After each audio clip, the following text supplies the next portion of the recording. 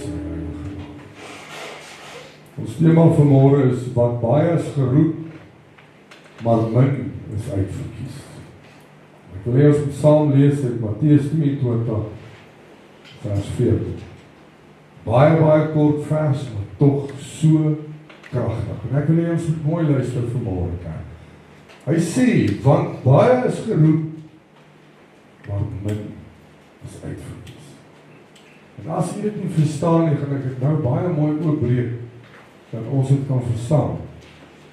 Hierdie is 'n gelykenis wat Jesus gebruik het, toe hy nog op die aarde was, en hy besig was met sy lewe. En hierdie gelykenis bevestig in die boek van Matteus. Hy bespreek dit soos volg, hy begin deur te sê, dat die hemelse koninkryk is soos 'n koning wat 'n bruilof vir sy seun voorberei. En na hierdie koning alles gereed gekry het vir die bruilof, het hy sy diensknegte uitgestuur om elke genooide te gaan roep. En jy moet verstaan vanmôre, dit is presies wat Christus besig is om te doen. Jesus is besig om die bruilofsmaaltyd, die bruilofsaal, die tafels en die stoele. Dink bietjie vanmôre aan 'n bruilof. Hoe pragtig is alles daar uiteengesit. Hoeveel reëlings is daarin in.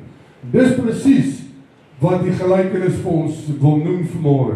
Net soos wat Jesus in die hemelse koninkryk besig is om hierdie bruilof vir sy bruid, wie sy kerk is, voor te berei, het hierdie koning al hierdie moeite gedoen om alles so mooi voor te berei. Die oomblik toe alles gereed is, stuur hy hierdie diensknegte van hom uit om die gesienes, die gekennis, die vriende, met ander woorde, as ek dit so kan stel, of die familie, die naastes van hierdie bruilof, van hierdie bruidegom wat met sy bruid gaan trou. Hy nooi hierdie, en hulle almal weet dat daar 'n bruilof is. Maar verder in hierdie gelykenis van elkeen van hierdie genooies wat te kenne gegee is dat die bruilof gereël is, die tafels is gedek en dat hulle moet aansluit by hierdie bruilof. Maar in sy gelykenis sê hy ook verder dat al hierdie genooides, met ander woorde al hierdie gekendes en vriende en wie ook al dit mag wees, was vol verskonings. Toe hulle te kenne gegee is dat hulle moet oorkom. Elkeen van hulle het sy eie verskoning gehad om nie hierdie bruilof by te woon nie.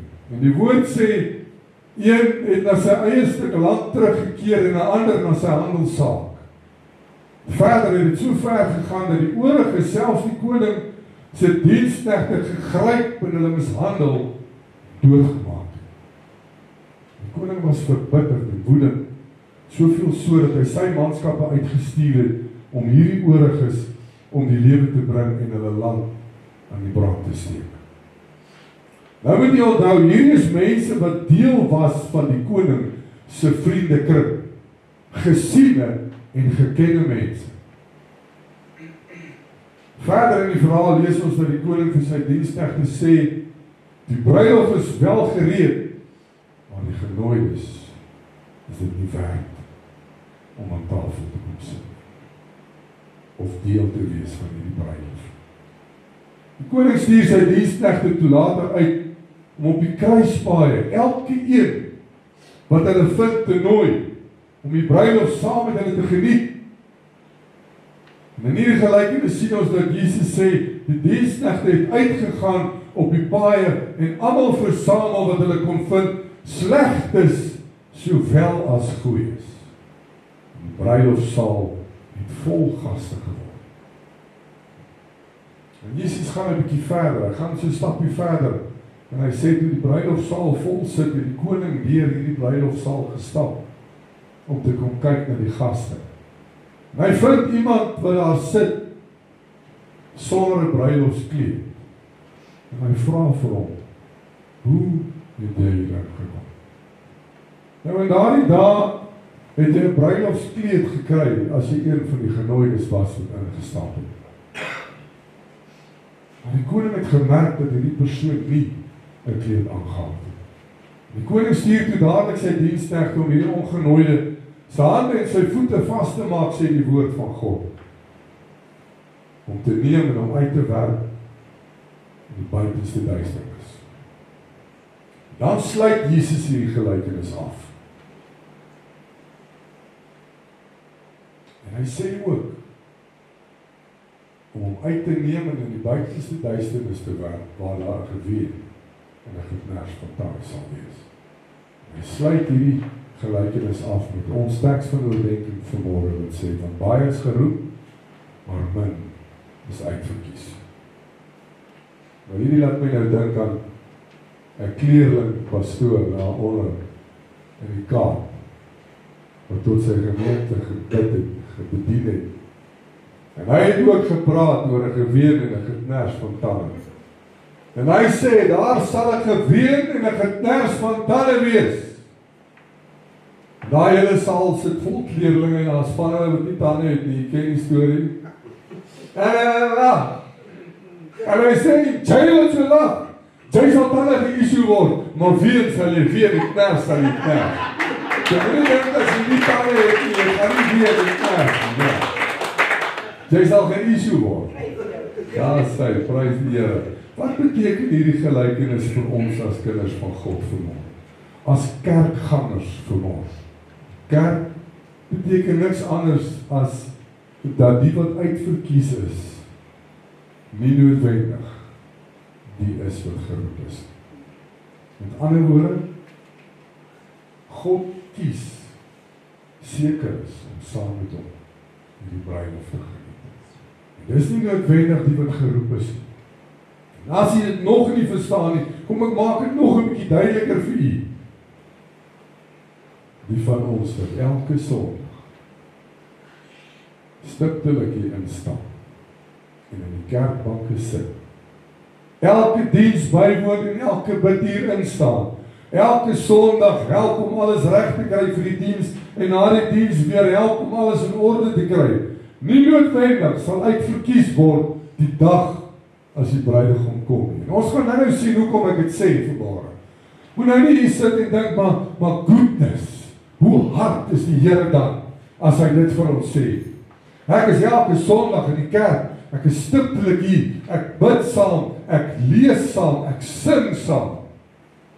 Nou sê die Here, dis nie noodwendig ek wat gekies gaan word.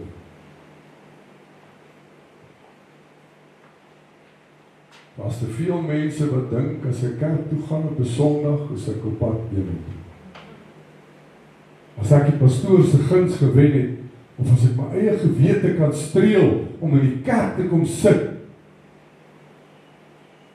dan is ek daarom beter as die ander wat nie kerk toe kom. Ek het nuus vir u vanmôre. Daar's van God se uitverkorenes wat nooit die binnekant van 'n kerk sien.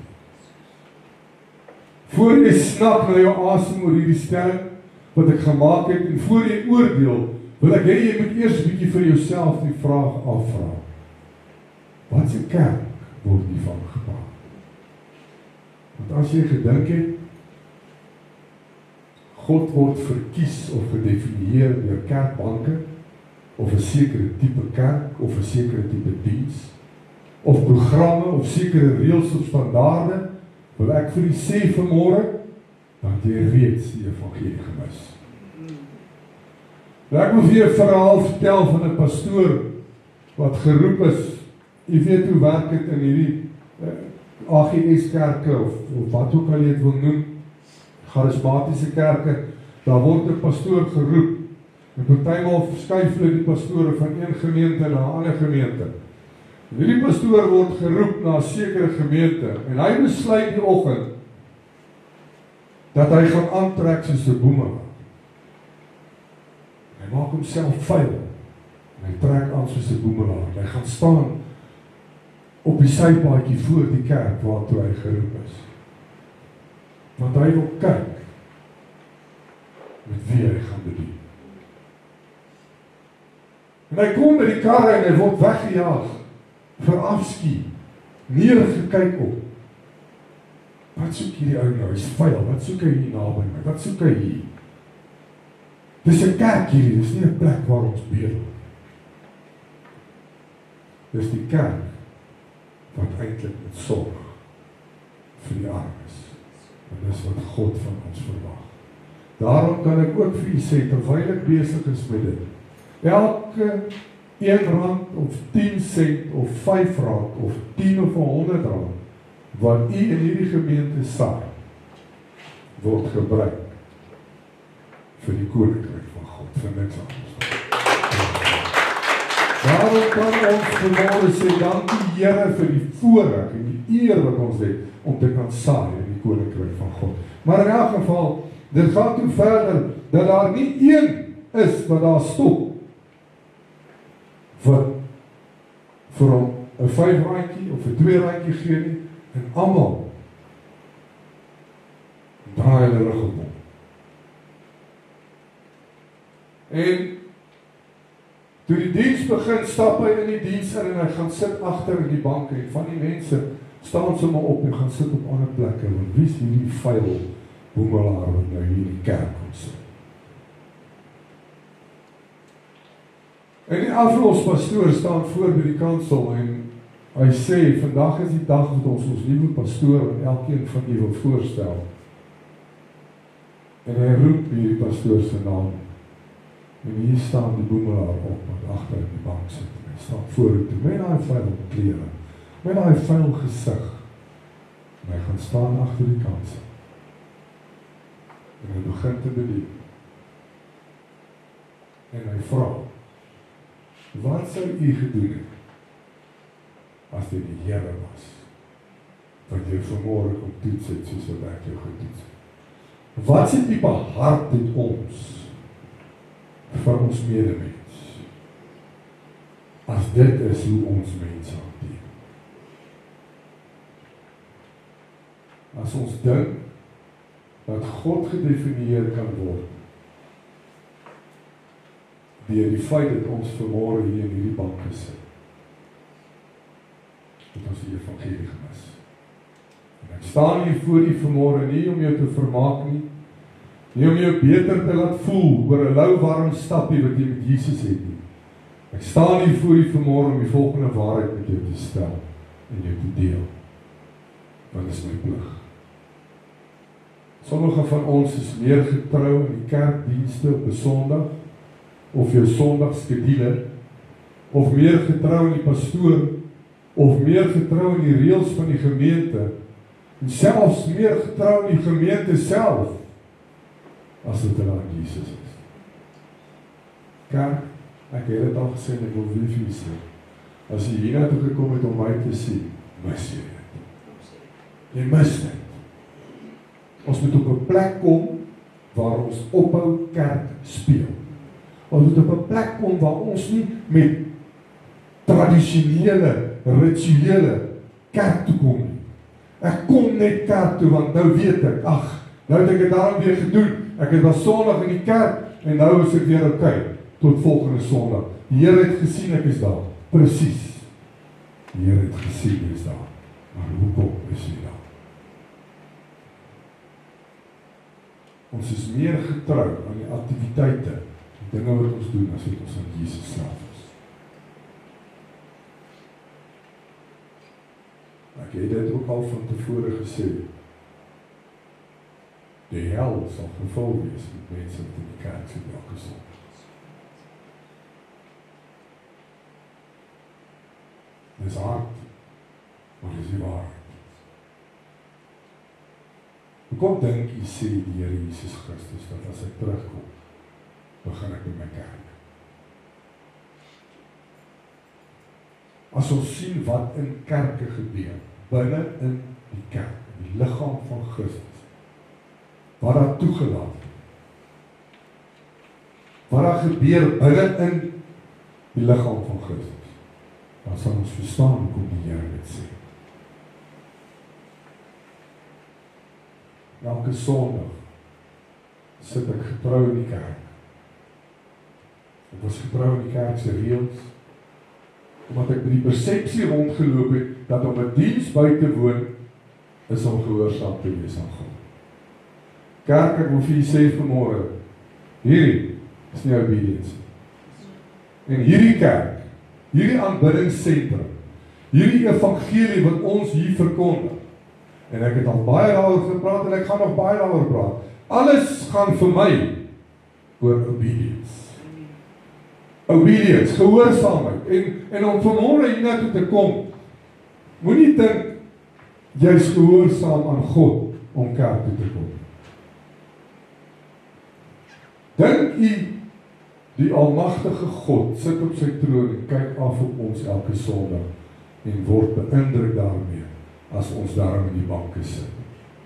Of is beïndruk met die klere wat ons aantrek kerk toe. Dink jy is beïndruk as ons 3 liedjies gesing het en dan loer ons gou op ons fone, wat het ons gemis intussen? Maar wil ek vir u iets vertel vanmôre, dat elke oppervlakkige aanname waarin jy vashou, sal verpletter word, want God word nie deur ons routines geëer. God word nie deur jou routine, en jou rituele, en jou tradisies, en jou godsdienst geëer. God laat hom nie deur jou bespot nie. God word nie deur jou bywoning verheerlik nie. Hy eis gehoorsaamheid. Ons leef in 'n era van godsdienstige misleiding, waar miljoene teen hulle veroordeel is. Ons leef in 'n era van godsdienstige misleiding, waar miljoene opgevoed is teen die ware evangelie, afgewaterde preke, emosionele musiek en die leuen dat kerk toe gaan vergelyk kan word aan die getrouheid van Christus. Dis 'n leuen.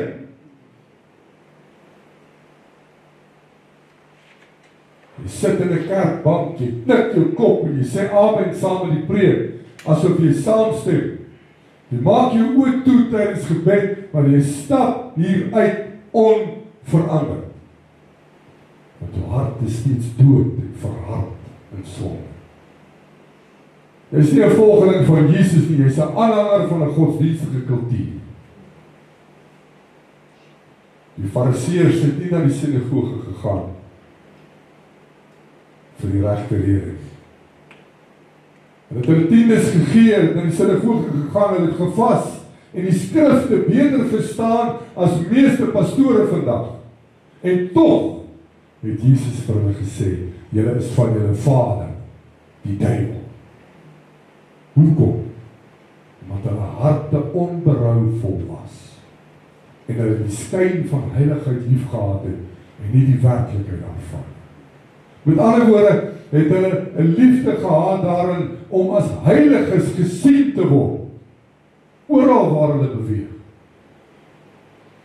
Met aan die sinagoge se struktuur vasgeklou. Maar die gees is verwerp. Hulle het God met hulle lippe aanbid, maar hulle hart was ver van God af. Is dit nie maar wat ons ook doen nie? Is dit nie maar wat algemeen voorkom in die kerke nie? Dis 'n skrikwekkende waarheid, dat baie van ons meer vertrou het in weeklikse bywoning as in die voltooide werk van Christus. Die meeste van ons dink dat om op 'n Sondag op te daag, die res van die week, wat jy in kompromie deurbring vir goed. Sommige Christene glo dat as jou naam op 'n kerkrol geskryf is dit ook in die boek van die lewe geskryf. Dit is nie. Dis 'n leuen. Jy vertrou so op jou godsdiens, maar nie op die verlossing wat vir jou gesterf het vir jou sondes. Daardie vertroue sal jou verdoen op die dag wat Jesus gaan terugkom. Want ek het eenvoudig stel vir u, die ware Christelike lewe is nie die een op 'n Sondag op 'n uur nie. Dis die volkome oorgawe van elke deel van jou wese aan die Here Jesus Christus. Dit is die daaglikse kruisiging van jouself. Dit is die heiligheid in die geheim en nie die optrede in die openbaar. Dit gaan nie oor wat jy in 'n gebou doen nie. Dit gaan oor wie jy is en wanneer niemand vir jou kyk nie. Dis die lewe waaraan jy en ek moet streef, want ons bywoning bepaal nie ons posisie in Christus nie, kerk.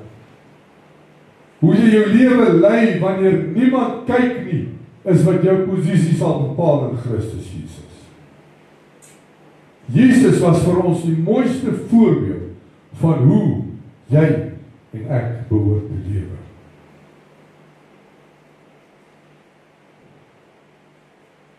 Een strewe daarna om God se wil uit te leef in jou lewe. Daar sommige van ons wat al vir 40 jaar in die kerkbanke sit en nou nog nie weet wat is jou doel op aarde nie. Of wat is jou plan? Wat is die plan wat God vir jou lewe het? Ek gaan Sondag kerk toe, omdat my ma en pa in die kerk was. Gaan Sondag kerk toe, omdat my ouma en oupa in die kerk was. En ek gaan ook na dieselfde kerk toe, waar ouma en oupa was. Dit is 'n godsdiens, waarin die mens vasloop, wat absoluut niks te doen met die verhouding met Christus. Kerk van die Here, jy moet maar nou dink, goeie genade, maar hierdie pastoor preek vanmôre sonder liefde, sonder simpatie, dan wil ek vir u sê vanmôre, ek dra 'n verantwoordelikheid teenoor God. En ek is nie vanmôre hier om jou ore te streel.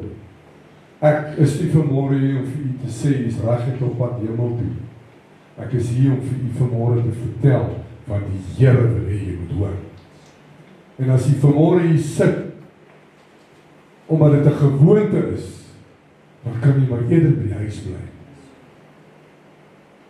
Want dit is beter om by die viswater te sit en te dink aan die kerk, as om in die kerk te sit en te dink aan die viswaters. Dit is ons probleem. En jy moet dit hoor, ek moet dit hoor. Die wêreld moet dit hoor. Ons behoort nie hierin te stap, omdat dit 'n gewoonte is. Ons moet hier instap, omdat ons 'n liefde vir Jesus het. Omdat ons 'n verskil wil maak in die koninkryk van God. Dit is hoekom ons hier moet instap. Mekaar se las te dra, mekaar liefde te bewys, God se liefde oor te dra aan mekaar. Dis hoekom ons hier naartoe moet kom. Om die Here se naam te loof en te prys, te eer, te aanbid. In gees en in waarheid.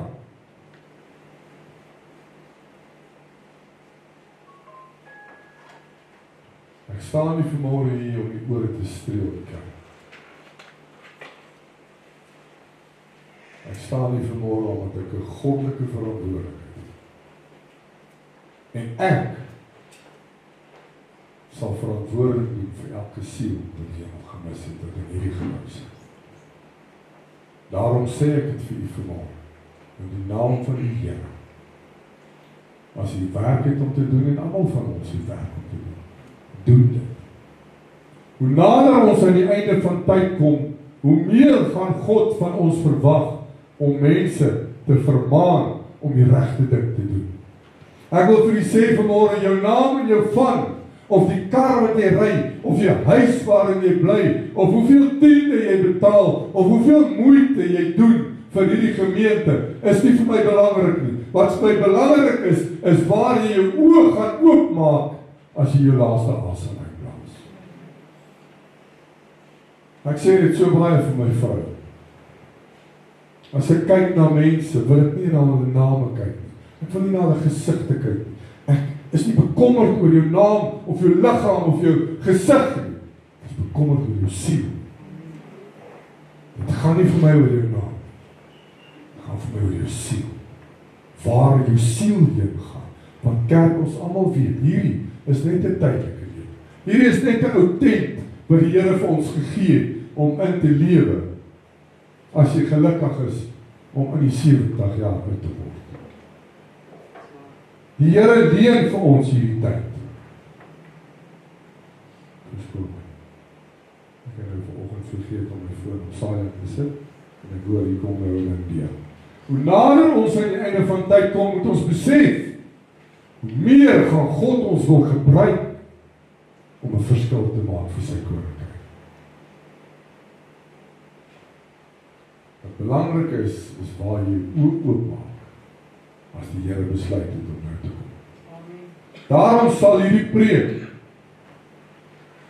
tot verandering van gees kom deur die Heilige Gees. Ons weet vanmôre dat 'n oorgawe in Christus Jesus beteken totale verandering. Verandering van my hele lewe, nie net gedeeltelik nie, 'n oorgawe, verandering in my alles. Met ander woorde, ek begin lewe vir Christus. Ek behoort nou aan hom. As jy gedink het, hierdie liggaam behoort aan jouself, dink weer, dit behoort aan God, die een wat jou geformeer het, in jou moederskoot. Geef vanmôre ag op God se woord, kerk. En hou op om jou gewete te streel, om net in 'n bank te kom sit en om warm te hou. Gehoorsaamheid beteken 'n opoffering. En opoffering beteken, ek gee myself aan Christus Jesus. Daar's hordes wat deur die doopwater gegaan het en dink ek is nou reguit op pad hemel toe. Nou kan ek maar maak net wat ek wil, want ek is gedoop. Ek het gedoen wat die Here van my verwag het. Ek kom elke Sondag en ek kom sit hier in hierdie bank. Maar ek is nie bereid om enigiets op te offer vir die Here. Ek is nie eens bereid om 'n uur op 'n Sondag op te offer vir die Here. Ek is nie bereid om 5 minute op te offer vir die Here voordat ek gaan slaap. Dit is nie veel gevra. As duisende mense wat kerk toe gaan, Sondag in en Sondag uit, omdat ek so geleer is van kunstbediening. Jy het al baie gehoor dat daar mense is wat sê, ek het onder die kerkbanke groot geword. Beteken dit ek gaan hemel toe? Nee. My verhouding met Jesus is wat bepaal of ek die hemel gaan maak of nie. Jy sit in die kerk se banke en dink aan allerlei ander dinge, in plaas daarvan om hierdie tyd te gebruik om jou verhouding met God te bou of te herstel. Miskien moet ons ophou om soos die Fariseërs te wees wat net gesien wil word. Maar wanneer ons nie gesien word nie, dan deel ons in die wêreld en sy genieting. Ons speel met die genade van God. 2 Korintiërs 5:17 sê, daarom as iemand in Christus is hy 'n nuwe skepsel. Die ou dinge het verbygegaan, kyk, dit het alles nuut geword. As jy dit nie vanmôre kan sê in die kerk, het jy werk om te doen.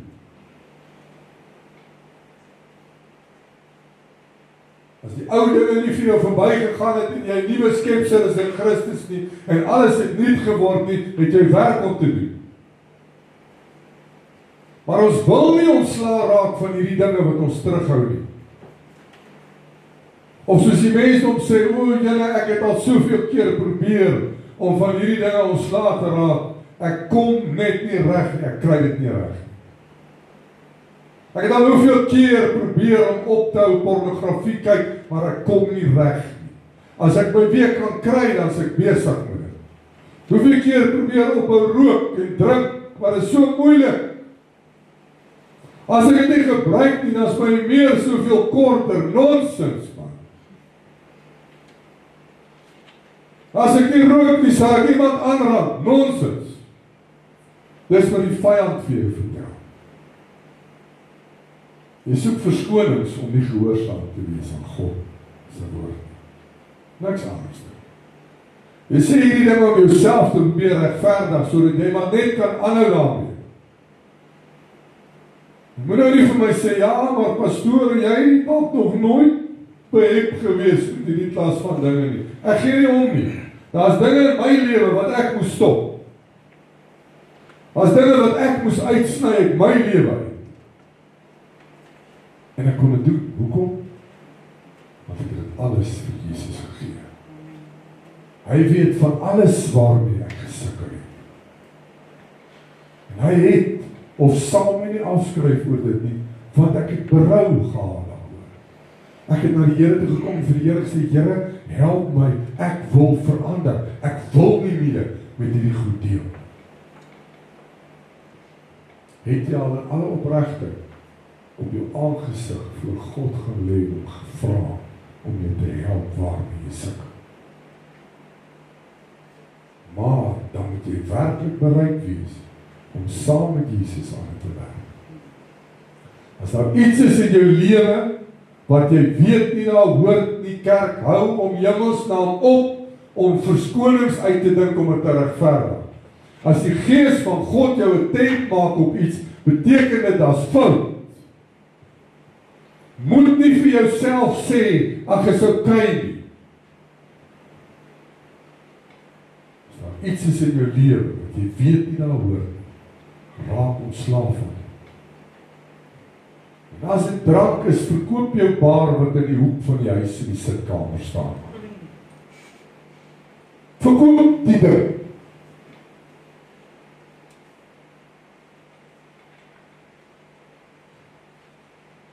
As dit pornografie is, sit jou foon se data af of iets, of gooi die ding weg. Gooi hom in die asblik, as dit is al wat jou gaan help. As dit die enigste manier is om van die gemors ontslae te raak, doen dit. Ons weet almal vanmôre, wat is daar in ons lewe wat 'n skeidsmuur tussen ons en God oprig?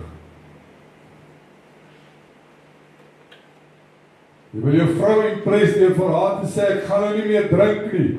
Maar as jy op 'n plek kom, waar sy jou nie sien nie, dan sy jy so vis.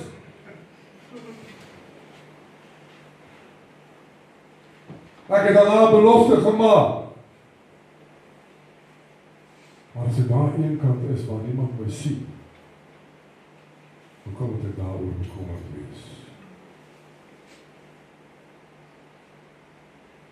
En vertel jou man of jou vrou, ja, vir die van u wat nie geweet het nie, daar is vrouens wat ook pornografische video's kyk. En vertel jou man of jou vrou, kyk nie meer na dit nie. Maar voor jy huis toe gaan, moet jy eers jou Google history gaan delete. Jy speel met die genade van God. Jy stel nie belang daaraan om te verander nie. Want dit is so gewoonte, dat jy vir jouself sê, dit is okay, hier is nie so erg nie. Maar as ander mense wat erger dinge doen, vergeet van die ander mense. Kyk vir jouself. Dink vir jouself. Vra jouself die vraag af. Hierdie naam het weer 'n podcast gekyk van iemand wat sê, sou jy gedoen het wat jy nou gedoen het, as Jesus hier langs jou gestaan? Dis al wat ons onsself vra, kerk. Daar waar jy alleen is, en jouself besig hou met goed, wat God nie behaag nie, sou jy dit gedoen het as die Here by jou gestaan het? Nee! Jy sal dit nie eens doen as die pastoor kom huis te soek nie. Jy het nou net jou vrou 'n paar klappe gegee, as die pastoor daar aankom, sy so lief vir haar, maar hy weet, my engeltjie wil jy nie vir ons 'n bietjie tee gaan maak nie. Wat is die pastoor? Hy's niks, hy's 'n mens soos ek en jy. Maar ons vergeet dat God neerkyk op ons en alles sien waarmee ons besig is. Hoe jy met jou vrou praat, hoe jy met jou man praat. Jy met mense praat daar buite, die Here sien en hoor alles. Ons moet ophou om mekaar te probeer beïndruk. Kerk, ek kan nie hier staan vanmôre voor u en u dink ek is die heiligheid van self. Maar as ek hier ry, as ek reg het op pad terug toe, om vir my 'n kort Black Label te gaan koop. Nee. Want ek is nie 'n people pleaser. Ek moet nie bekommerd wees oor wat u van my dink. Ek moet bekommerd wees oor wat die Here van my dink. Die Here ken elke donker geheim van elke een van ons. Maar ek dank die Here dat ons vanmôre, en ek sê nie ons gaan môre weer kans hê. Ek sê dat ons hier waar ons nou sit, 'n kans het om 'n regte maak met die Here. En ek sê weer vir u, hierdie is 'n alledaagse ding, kerk. As jy sukkel met iets, moet jy totale oorgawe elke dag maak aan Christus.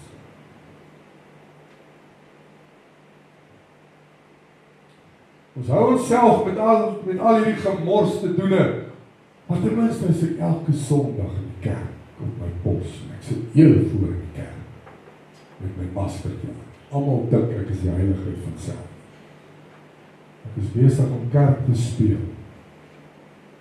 Nie dat ek een van daardie sal wees waarvoor die Here sal sê, jy was geroep, maar jy is nie uitverkies. Maar Here, ek was dan elke Sondag in die kerk. Ek het tot die pastoor se tas kar toe gedra. Jy beïndruk God nie met dit. Jy beïndruk God met die tipe lewe wat jy lei. Die tipe mens wat jy is, wanneer ander kyk. Die woord van God leer ons dat niemand wat tot Christus kom, dieselfde kan bly. Wanneer ons Jesus aangeneem het as ons verlosser en saligmaker, begin daar 'n nuwe skepping binne in ons. Iets wat nie deur menslike krag gedoen kan word nie, kerk, maar deur die werking van die Heilige Gees. Daarom is dit so belangrik dat ons die Gees moet toegang gee. Die Gees moet vryheid gee om in ons harte te kan werk. Maar ook luister as die Gees met ons praat. Die menslike natuur is van nature sondig en selfgesentreerd, maar die Gees van God kom woon binne in ons om ons gedagtes, ons begeertes en ons karakter te verander, sodat ons kan word soos Christus Jesus. Romeine 12:2 sê, en word nie aan hierdie wêreld gelykvormig nie, maar word verander deur die vernuwing van julle gemoed, sodat julle kan beproef wat die goeie en welgevalle en volmaakte wil van God is. Dit is waarna ons moet streef. Hierdie proses van verandering wat die Bybel heiligmaking noem, is nie 'n eenmalige gebeurtenis nie, soos ek reeds gesê, dis 'n lewenslange groei waarin die Gees ons lei. Ons oortuig, ons reinig en ons versterk. Sonder hierdie verandering kan ons nie ten volle leef as kinders van God. Want die vlees en die Gees staan in stryd met mekaar. Daarom sê ek vanmôre vir u, as jy sien jy kry nie hierdie vlees oorwin nie, met wat ook al dit is nie, maak seker jy stel jouself nie bloot aan hierdie dinge. Maak seker, want ek sê vir u nou, as daar iets is waarmee jy sukkel, sal die vyand sorg en dit voor jou kom staan.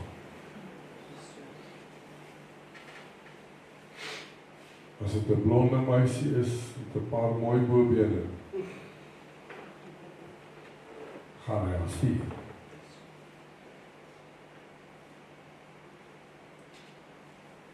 Die vyand weet presies waarmee ons sukkel. Hoekom moet ons sê dit vir? Ons gee dit vir hom. Ons gee vir hom hierdie ammunisie om dit teen ons te gebruik. En ons kan nie teen dit veg sonder die hulp van Jesus Christus. Dan moet ons die bereidwilligheid in ons hart hê, toe sê die Here van vandag af, noem dit, gee dit vir die Here, sê vir die Here, hierdie Here is waarmee ek sukkel. Hierdie is wat die Gees my uitgewys het, dat ek van hom ontslae raak. Help my, Here. Die Here sal jou help. As ons dit nie erken, gaan ons nie gehelp word. Galasiërs 5:17 sê dat die vlees begeer teen die Gees, en die Gees teen die vlees. Maar hulle staan teenoor mekaar, sodat julle nie kan doen wat julle wil. Wat sê die woord vir ons? Jy kan nie net doen met die wil, terwyl jy in Christus is nie. Jy kan nie. Daar sekere reëls in hulle Galasiërs wat in hierdie boek opgeskryf staan, waaronder ons moet onderdanig wees. En ons kom weer terug by gehoorsaamheid. Gehoorsaamheid teenoor die woord van God. En die Bybel waarsku ons daarteen. Hoekom? Want God weet dat die vleeslike begeertes die geestelike maklik oorwin as jy nie sterk kan staan in Christus Jesus. Jou bywoning by die dienste gaan nie vir jou punte gee hier nie. Jou verhouding met Christus is die enigste krag en mag waarmee jy weerstand kan bied en jy oorwinning kan vat teenoor dit waarmee jy sukkel. Hoekom anders dink jy sal die woord vir ons sê, as iets jou laat struikel, kap dit eerder af en gooi dit weg.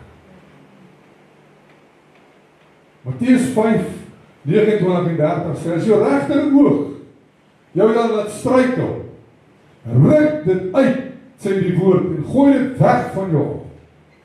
Dan gaan hy verder en hy sê, want dit is veel beter dat een van jou lede vergaan en nie jou hele liggaam in die hel gewerp word. As jou regterhand jou laat struikel, kap dit af en gooi dit weg van jou af. Want dit is beter dat jou een van jou lede vergaan en nie jou hele liggaam in die hel gewerp word. Kyk hoe ernstig praat die Here met ons. As daar iets is wat jou laat struikel, is daar nie 'n beter skrif as hierdie wat vir jou duidelik sê jy moet ontslae raak. As die Here so ver gaan om vir jou te sê, ruk hierdie oog uit en gooi dit weg, of kap hierdie hand af en gooi dit weg, dan beteken dit dat God is ernstig oor dinge wat jou laat struikel. Maar ons is in hierdie gemakzone en ons streel ons eie gewete deur te sê, dit is nie so erg nie.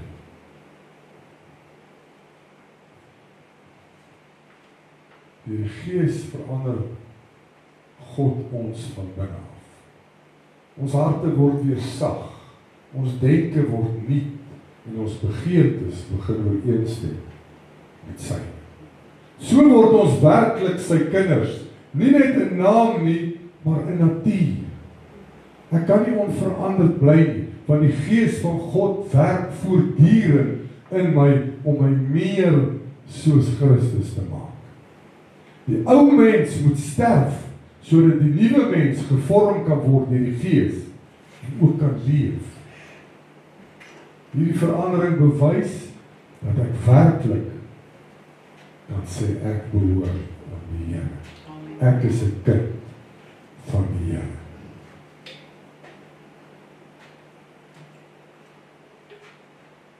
Kan ons verstaan vanmôre dat die Here belangstel in jou hart?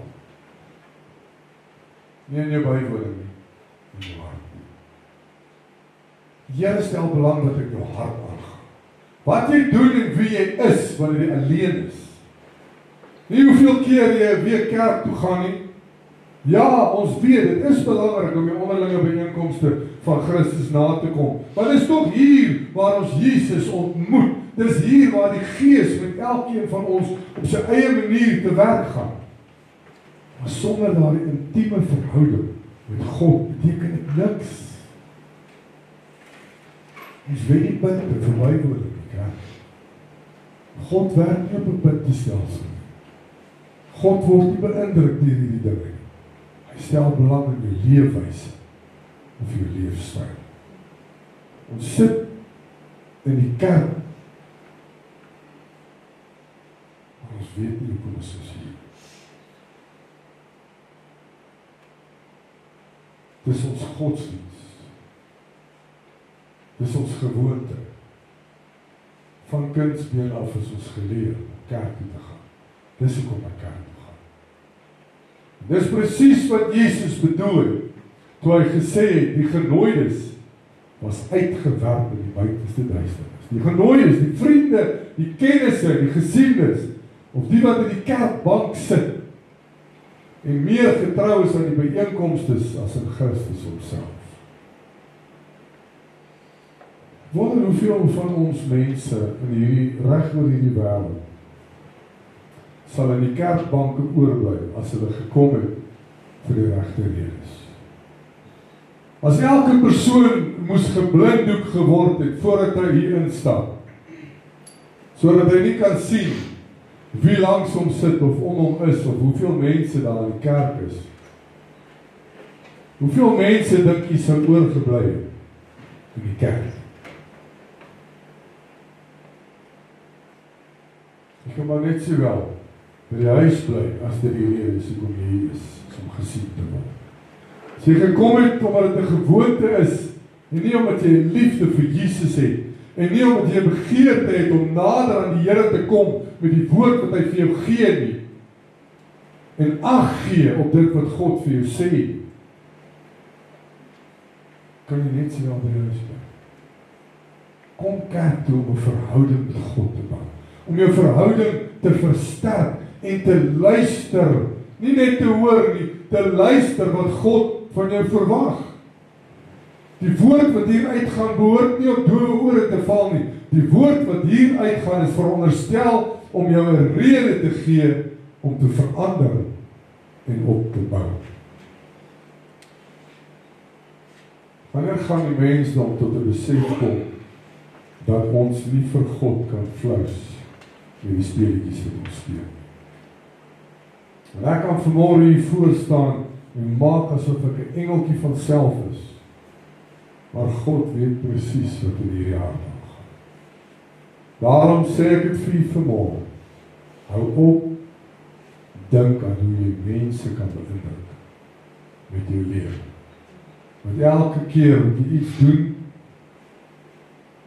moenie bekommerd wees oor wat mense van jou dink. Wees eerder bekommerd oor wat God daarvan dink. As sondaar kan ek Jesus nie beïndruk deur my eie werke of my pogings. Want my geregtigheid is nie genoegsaam. En die woord sê vir ons in Jesaja 64:6, en ons het almal geword soos 'n onreine en al ons geregtighede soos 'n besoedelde klier. En ons het almal verdorp soos blare en ons ongeregtighede het ons weggevoer soos die wind. Maar wat Jesus behaag is nie volmaaktheid nie. Is 'n nederige hart wat ons soek. 'n Mens wat sy sonde bely en vir Jesus waarlik liefhet. Jesus kyk nie na die uiterlike prestasies in die kerk, maar na die gesindheid binne die hart.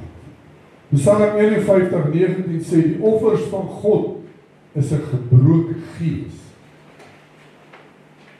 Gebroke gees en 'n verslae hart sal u, o God, nie verag. Wat ek wel kan doen om Jesus te behaag, is die volgende: om my sondes eerlik te bely en vergifnis te vra.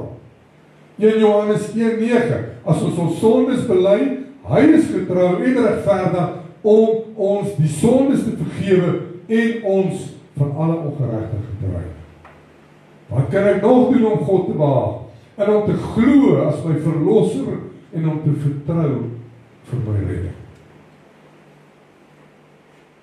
Johannes 6:29 sê Jesus antwoord en sê vir hulle: dit is die werk van God dat julle in hom glo wat my gestuur het.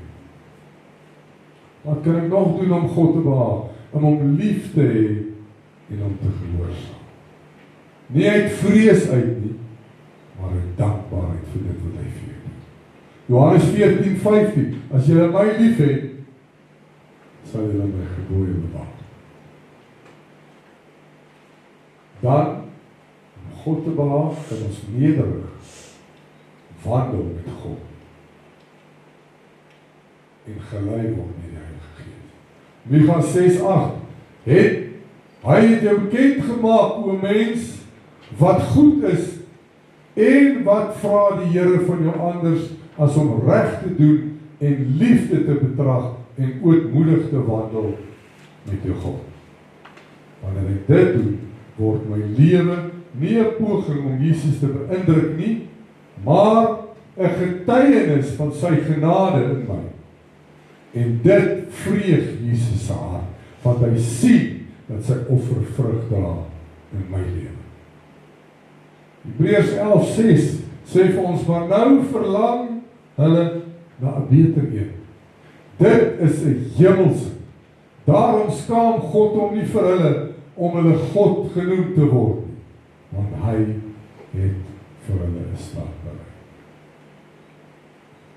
Met ander woorde, ek kan Jesus nie beïndruk deur my eie goedheid nie, maar ek kan hom behaag deur my geloof, my nederigheid, my opregte liefde vir hom.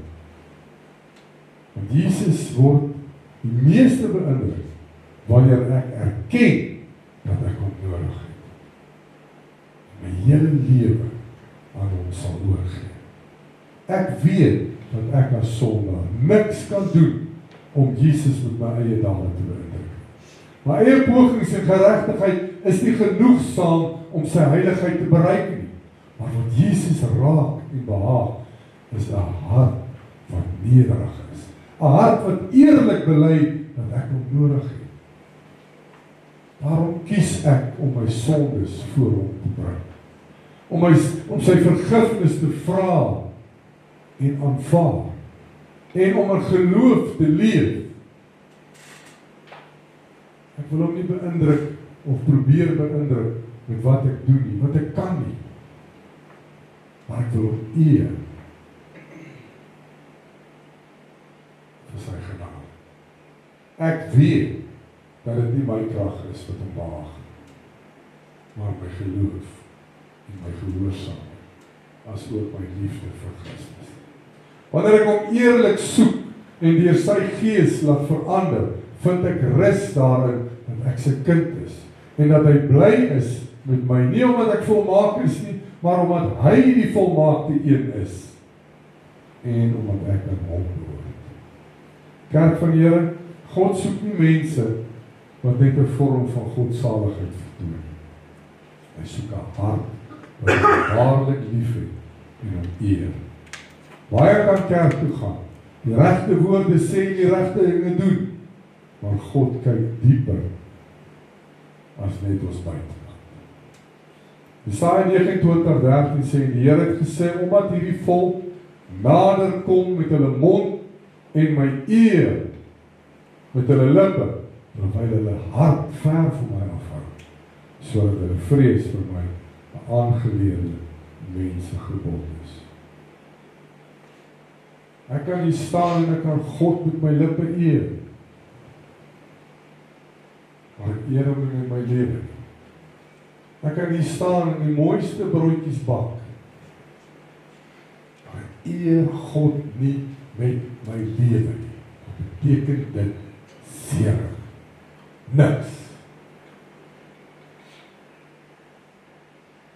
Ons behoort ons hele lewe toe te wy aan Christus. En nou wil ek vir julle sê, daar is soveel mense wat sê, ag, ek kan net hier, om 'n Christen te wees, om 'n kind van die Here te wees, is so moeilik.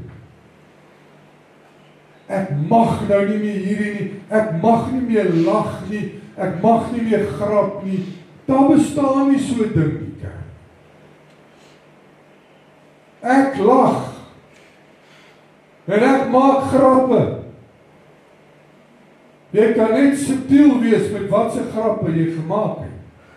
Jy het nie nodig om vuil grappe oor te vertel om iemand te laat lag nie. Dis okay om nog Jacaranda te luister as jy jou hart vir die Here gee. Kurt Darren sing nie meer so baie op Jacaranda. So jy kan nou maar Jacaranda luister. Ek moes nou sy nuwe liedjie wat sê, oorwaarom, het jy dit gehoor? Jy mis niks nie. Jy mis niks nie. Maar kerk, jy hoef nie hier te sit en te dink, as ek my lewe, as ek vandag my hart vir die Here gee, hou ek op lewe nie. Nee, jy begin lewe. Kom ons gee die Here nog op. nie jou hart vir die Here gee nie, is jy dood.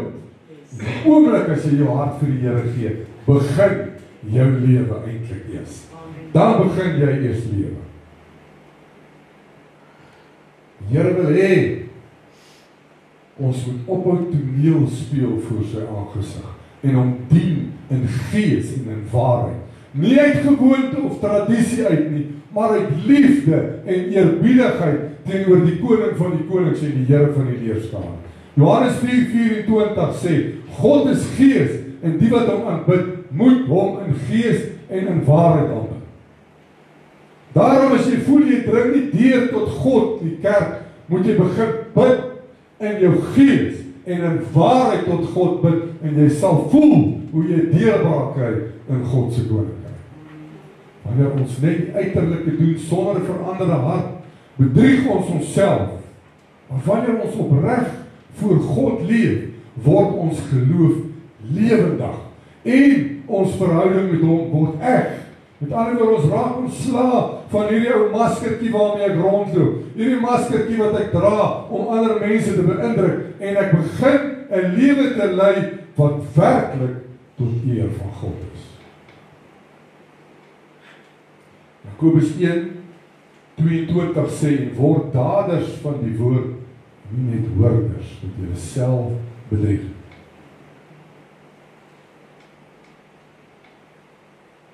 Hoekom sê jy dit jouself bedrieg nie? Want as jy hier instap Sondag in en Sondag uit en jy hoor die woord, maar jy doen nie wat God van jou verwag nie, bedrieg jy jouself. God se begeerte is nie dat ons kerk toe gaan om hom te probeer beïndruk nie. Hy wil hê ons moet sy woord gehoorsaam en sy hart leer ken. Hy seën die wat hom eerlik en opreg soek. Psalm 24 vers 3 en 4 sê, wie mag klim op die berg van die Here en wie mag staan in sy heilige plek? Hy wat rein van hande en suiwer van hart is, wat sy siel nie ophef tot nietigheid en vals sweer.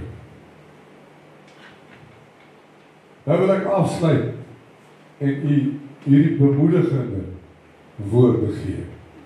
Kom terug na God met 'n eerlike hart. Moenie geloof speel nie, leef dit. Laat jou dade ooreenstem met jou gebede en jou liefde vir hom wees die rede vir alles wat jy doen. God wil nie hê jy moet perfeksie voorgee nie. Hy wil hê jy moet eg wees. Wanneer jy in opregtheid wandel en gehoorsaam bly aan sy woord, sal hy jou hart vul met vrede, jou lewe seën met waarheid en jou geloof suiwer soos goud. Moenie kerk speel. God is nie op soek na vertoning. Hy is op soek na opregte hart. Moenie kerk toe gaan nie. Word die kerk. Moenie net hoor nie. Doen wat die Here van jou verwag.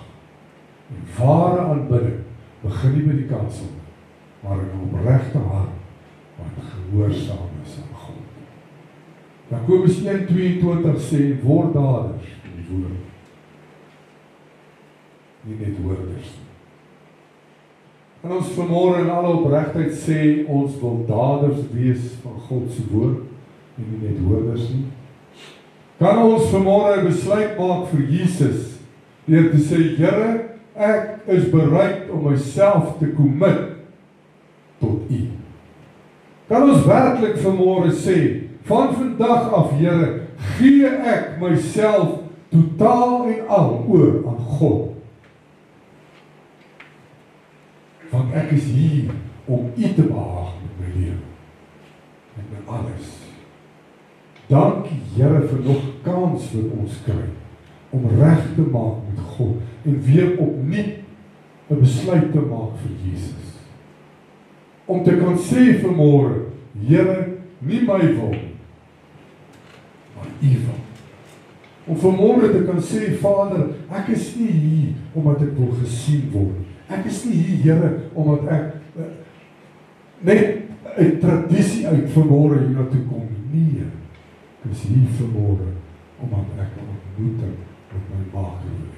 Ek is hier vanmôre omdat ek 'n liefde vir Christus het. Dat ek 'n nederige hart het, Here, en voor U kan staan en kan sê, Vader, hier is ek as nietige sondaar, maar vanmôre kom ek en ek eer U. Dit is hoekom ek hiernatoe kom. Ek gee nie om of hier geen ander mense inkom nie. Al kom ek alleen op 'n Sondag hier in, weet ek kom vir die Here. Nie vir die mense. Kom ons sluit af. Vader, wat 'n wonderlike voorreg om vanmôre hierdie woord te kan hoor en ek weet, Here, dis hard. Maar ek dank U, Here, dat ons weet vanmôre dat as God van ons iets verwag, behoort ons dit te doen. En ek bid vanmôre, Here, en ek sê vir U dankie vir hierdie woord wat uitgegaan het. Hierdie woord wat ons net so 'n bietjie skud en ons net so 'n bietjie terugbring, dat ons voete net weer 'n bietjie plat op die aarde kan kom. En mag elkeen van ons besef vanmôre dat sonder Christus is ons niks. Niks. Van U het die prys betaal. Nie die broer of suster wat langs my sit, of voor my sit, of agter my sit, nee. Waarom behoort ek nie te wees, Here, om gesien te word, of omdat dit 'n tradisie is, of 'n ritueel is nie. Nee, ek is hier vanmôre, Here, want ek U lief het. Ek is hier vanmôre vir een, dis vir Christus. Ek is nie vanmôre hier, Here, om die pastoor te sien nie. Ek is hier om die Here te sien. En om my verhouding te bou met die Gees, sodat ek nader en nader aan my God kan kom. Vader, ons wil nie vanmôre wees soos hierdie genooide gaste wat nie die bruilofmaal gemaak het. Ons wil vanmôre reeds ons bruilofskleed aantrek, sodat die dag as U terugkom op die wolke, U ons eerste sal sien, gereed om ons Maker te ontmoet. Ek bid vanmôre, net daar waar jy sit, as daar iets is in jou lewe, wat die Gees jou vermaan om te los, in die naam van die Here, gee dit nou vir Jesus. Noem dit net in jou gedagtes en sê, Here, hierdie is waarmee ek sukkel. Hierdie is iets, Here, waarmee ek sukkel. Hierdie is iets wat maak, Here, dat ek nie nader kan kom aan U nie. Hierdie is 'n regter oog wat my laat struikel. Vat dit weg, Here.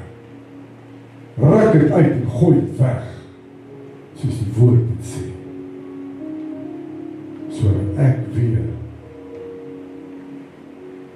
geregverdig voor my God kan staan. Sodat ek weer deel kan wees van die genooides. Deel van die wat uitverkies is vir die koninkryk van God. Dis my begeerte, Here. Dat U sal neerkyk op ons en sal sê, mooi so, goeie getroue diensknegt. Dat U sal trots wees op ons, Here.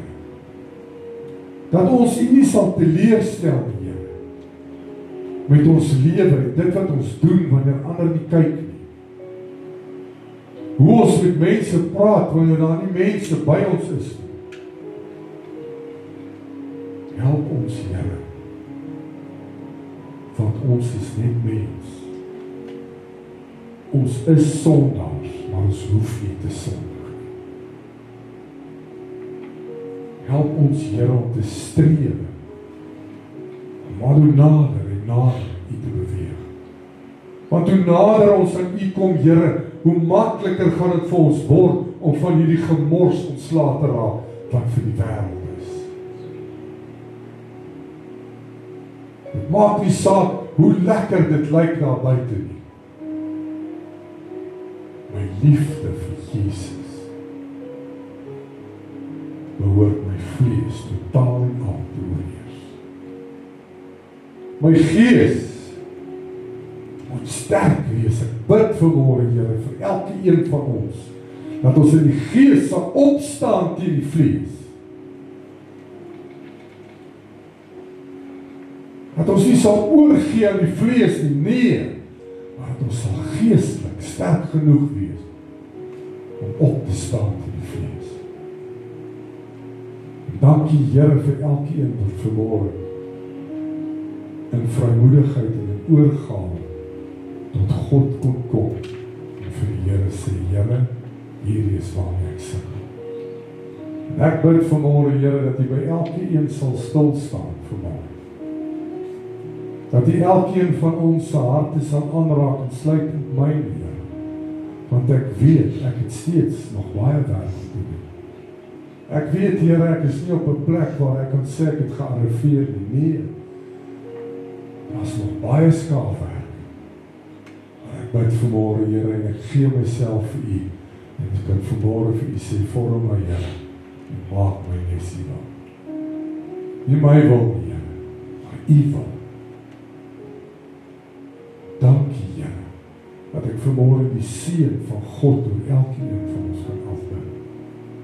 Dankie vir die diens, dankie vir die woord, en ek bid nou, Here, dat die woord beskermd en bewaar sal word in ons harte. Dat elke oomblik wat ons self in hierdie beproewing sit, dat ons sal dink aan hierdie woorde wat God vanmôre tot elkeen van ons gespreek het. Dat ons sal daders word van die woord, gehoorsaamheid aan God. Ek dank U vanmôre, Here. Dankie dat ek kan bid en vra en die Heilige Gees steeds die naprediker sal wees van die woord en in elke een se hart sal werk. Dat ons nie onveranderd sal bly nie, maar dat ons sal sê, Here, hier is hy. Verander my. Verander my so, Here, dat ek U kan behaag met my lewe. En alles wat ek doen, alles wat ek dink, sal wees tot eer van U koninkryk. Ek bid dit vanmôre en ek vra dit in die wonderlike naam van Jesus Christus. En ek dank U daarvoor. Dankie dat U in elkeen se hart gewerk het vanmôre. Ons prys U se heilige naam.